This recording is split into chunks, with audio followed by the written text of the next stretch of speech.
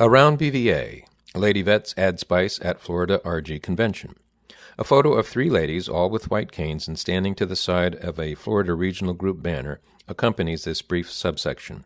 One lady, dressed a little more formally than the other two, stands on the left side of the banner while the others are on the right. The banner includes the name Blinded Veterans Association, the regional group name, and website URL, the BVA motto, Blinded Vets Helping Blinded Vets, and the emblem.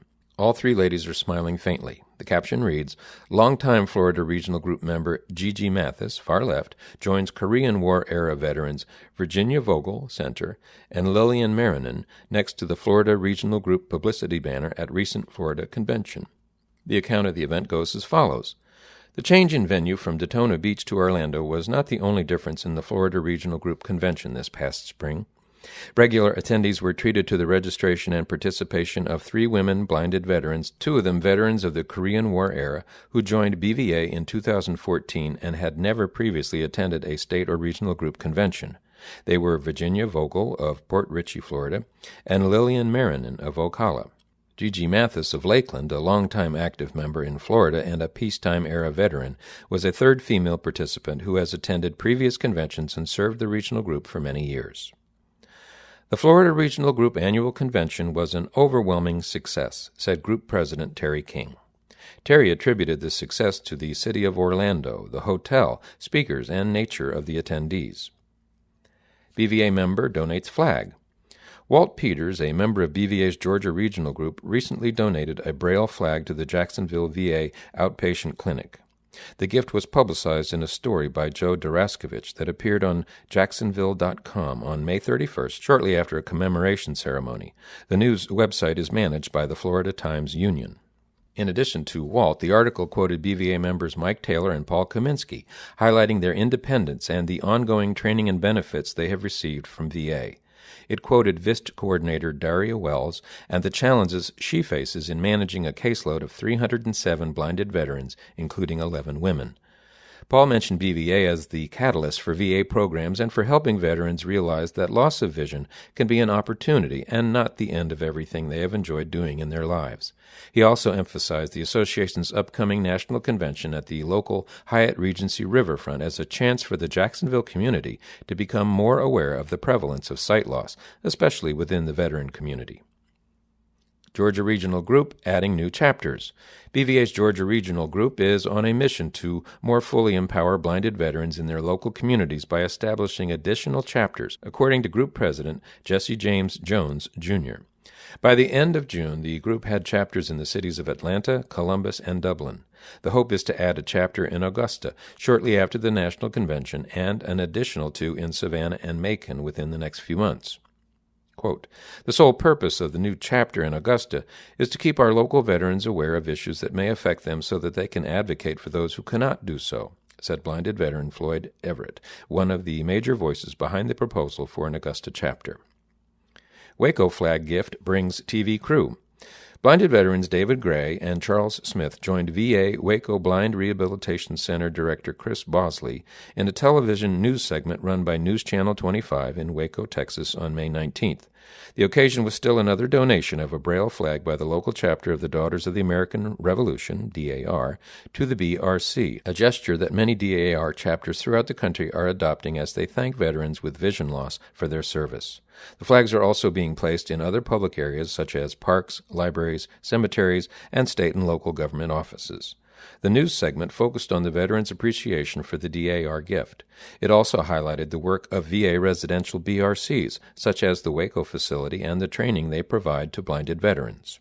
They can't give me back my vision, but they have given me back my life, said David Gray when speaking about his experience at the Blind Center. BVA saddened by Bob Campbell passing. A photo accompanying this subsection reveals two gentlemen, one of whom is handing the other a small box containing a knife. Both are dressed casually, with the man on the right also wearing suspenders. The man handing the knife to the other is behind a counter. Although it is a side view of the two, both have turned to pose for the photo and are looking directly into the camera lens. In the background is an open glass door that leads to parked cars in a courtyard area.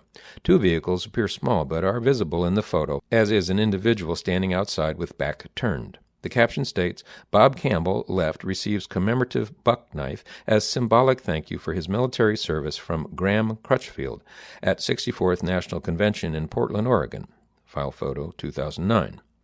The tribute to Bob is expressed by the following. Robert Lee Bob Campbell, Director of District 2 from August 2006 to August 2011, passed away June 2nd at his home in Prairie Village, Kansas. Memorial services were held on June 10th, with interment to be scheduled for a later date at Arlington National Cemetery. Bob graduated from Chaminade University in Honolulu, Hawaii, and received an MBA from the University of Chicago and a Master of Science from the University of Kansas. He enlisted in the U.S. Marine Corps as a private and was medically discharged as a captain. Bob served 3 tours in Vietnam and was awarded 3 Purple Hearts and the Silver Star. His careers first involved banking and finance. He later did some teaching, which he continued while serving on the BVA Board of Directors. He is survived by his wife, Linda, a large extended family, and his beloved guide dog, Caesar. Louisiana members reunite in Crawfish Town, USA. A photo has been placed with this around BVA entry. The photo features 3 young musicians, 2 female and 1 male. The 2 young women are playing respectively the violin and the accordion. The young man is working the guitar. Based on the photo's background, they appear to be performing indoors in rather rustic surroundings. The caption describes the photo thus. The Harris Family Band, consisting of, left to right, Mary, Georgie May, and Peter, entertained blinded veterans and their families and guests at the Louisiana North Texas Regional Group Annual Banquet. The brief blurb begins as follows. The Louisiana North Texas Regional Group has once again reported a successful annual meeting and banquet held at Crawfish Town, USA, in the city of Henderson. The event, to which all BVA Louisiana Regional Group members were invited, took place on April 29th. Highlights included French and Cajun music entertainment by the Harris Family Children Group, with the Arnaudville American Legion and veterans of foreign wars presenting the colors. Also in attendance were representatives from the Affiliated Blind of Louisiana and the Alexandria VA Medical Center. Past BVA National President Joe Burns, 2001 to 2003, was again the Master of Ceremonies and presented a brief history of BVA. Group Vice President William Gordy gave a welcoming address, followed by a presentation by BVA member Frank Gaffney on the Randolph Shepherd Vending Facility Program and the business opportunities it affords. Gertie Bias of the Affiliated Blind of Louisiana informed guests of rehabilitation opportunities at a school in the city of Lafayette. VIST coordinator Marilyn Murray offered comments about rehabilitation opportunities through VA and successful teleconference meetings she is currently holding with veterans of Lafayette, Lake Charles, and Fort Polk. The annual business meeting followed, resulting in the election of Winston Tuckerson as president, William Gordy as vice president, Gary Scholerman as secretary, and Joe Burns as treasurer. A real benefit of this annual event is the opportunity to network with people from around the state, which allows us to get new ideas on training and also to make new friends, said Gary. BVA continues long-standing NAPS publicity campaign. BVA's Communications Department continues its long-standing relationship with North American Précis Syndicate, NAPS, a public relations service with headquarters in New York City. NAPS distributes publicity in a variety of formats to over 10,000 newspapers, thousands of online publications, over 6,500 radio stations, and 1,000-plus TV stations nationwide. Formats include CDs, postings on www.napsnet.com as downloadable files for editors with RSS feeds by subject, emails, Twitter feeds at NAPS News, Facebook posts, social media, blogs, tapes, the NAPS YouTube channel, and podcasting via iTunes. Expected results are 100 to 400 placements in print, over 500 placements in online publications with each print release, 300-plus on-air placements for each radio feature release, and over 100 on-air placements for each video feature release. During fiscal year 2017, BVA produced 2 3-column newspaper releases headlined How Blind Veterans Help Themselves and Others to a Better Quality of Life, Wade Davis's Veterans Care Reviews, and A Look at the Vibrancy of the Human Spirit, blinded veterans participating in the Bataan Death March. The organization also released 5 60-second radio releases entitled Technology Improving Lives, Veterans Helping Veterans, Veterans News and Notes, A new way to help veterans, advocacy work on behalf of beneficiary travel legislation, and an inspiring trek.